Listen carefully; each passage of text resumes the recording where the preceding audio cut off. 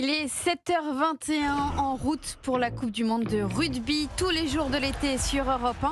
Chaque mercredi, le moment archive. Ce matin, on rembobine en 1995 quand les Springboks sont sacrés champions du monde au stade Ellis Park de Johannesburg en Afrique du Sud avec Nelson Mandela en 16e homme, Céline Géraud. Johannesburg, 24 juin 95, sur la pelouse d'un Ellis Park plein à craquer, les Springboks affrontent les All Blacks emmenés par un extraterrestre, Jonah Lomu. Les Néo-Zélandais sont les grands favoris de cette finale. Mais quand Nelson Mandela vient saluer les joueurs avant le coup d'envoi, vêtu du maillot vert à col orange des Boks, le 15 sud-africain semble soudain habité, indestructible. Pierre Albaladejo est le consultant d'Europe 1 pour cette Coupe du Monde.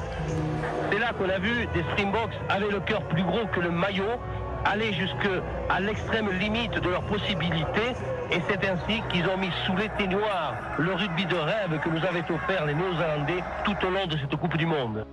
Et puis le miracle, la victoire au forceps en prolongation, 19-15, grâce à ce drop de Joel Stransky à la 92e minute.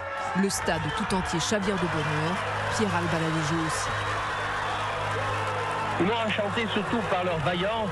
Ils se sentaient porteurs d'un message assez fabuleux, celui de représenter tout leur peuple. Ils ont voulu pour tout le monde montrer qu'ils étaient les Afrikaners et ils se sont battus avec générosité. Pour ça, chapeau. L'image de ce président noir et du capitaine François Pinard soulevant ensemble le trophée reste l'un des moments les plus forts de l'histoire de la Coupe du Monde, le symbole de l'émergence de la nation arc-en-ciel. Cette nuit du 25 juin 95, la capitale bascule alors dans une douce folie. Le récit d'Alain Acco, l'envoyé spécial d'Europe 1 à Johannesburg. Dès le coup de sifflet final, un vent de folie a traversé le pays.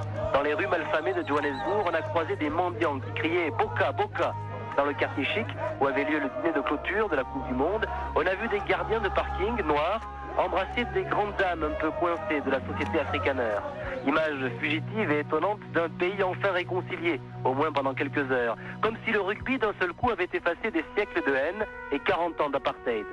Ce miracle inspirera d'ailleurs Clint Eastwood, qui réalisera quelques années plus tard le film Invictus avec Morgan Freeman et Matt Damon.